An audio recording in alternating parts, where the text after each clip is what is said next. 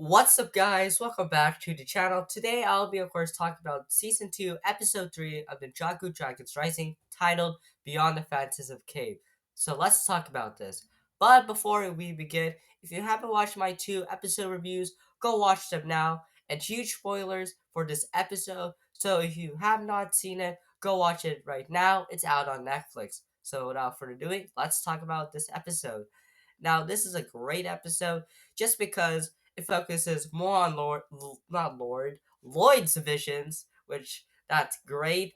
We also get our first look at the climber suits in this episode, which does not make sense on how they got them.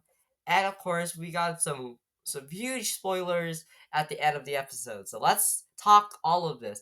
Now let's talk about Lloyd's visions because Lloyd now gets more visions frequently now, getting some quick like flashbacks, like fast snippets and stuff. And you can of course see a dragon, which is of course the eagle, and of course Lloyd talks to the seven source dragons. The one that was of course captured in Imperium was the source dragon energy.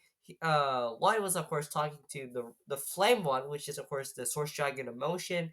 There was also the source dragon of life, and a whole bunch of others that I can't remember at the top of my head. But yeah, but the Source Dragon emotion did give him some visions on Eagle, and the ninjas set off to, of course, fighting Eagle, which they go to, of course, the Phantasm Cave, because the episode is titled Beyond the Phantasm Cave, and this is sort of a fantasy cave because phantasm, fantasy. So basically, the ninjas go to this like weird, dark area where they vision nightmares. So Lloyd's nightmare was, of course, not becoming a better master or great master as Will, and of course, like a way not to defeat Roz, which was kind of great to see Master Wu, of course, back. Nia's vision we'll talk about last. I'm getting too excited for Nia's vision. Aaron's vision was trying to find his parents, and he can't, of course, get close enough to his parents.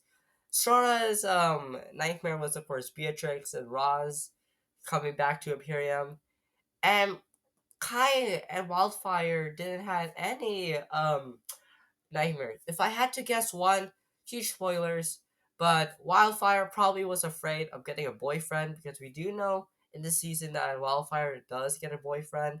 So maybe it was that. Kai's we people had theorized that, spoiler alerts, that he would sacrifice himself and that he will manage to do in the end of the season, which technically does not happen at all. It was something else. So, yeah. But now let's talk about the huge moment, which was Nia's nightmare, which is, of course, Jay. Now, hearing Jay again was fantastic. It's been over a year since we heard of him after him for like 30 seconds in the first season. But now he only gets briefly, like, I think like 30 to 40 seconds. And the crazy part is that Jay doesn't know who Nia is, which is great because Jay loses his memory in the last season because of the merge. And he will, of course, turn evil in this season. Hopefully. Bear with me because we need evil Jay. And, Nia is very terrified that Jay doesn't remember her, which, will foreshadow that Jay doesn't, remember her and will become evil. So that's gonna be great to see in part two.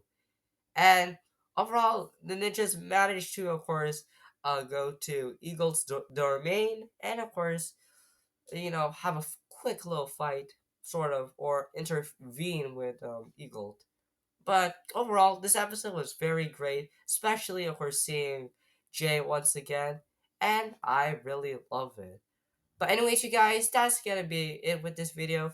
Comment down below on your thoughts on this episode, and of course, stay tuned because I will talk about and review episode 4 titled "Force from the East." So, anyways, you guys, I hope you guys enjoyed my review on this episode.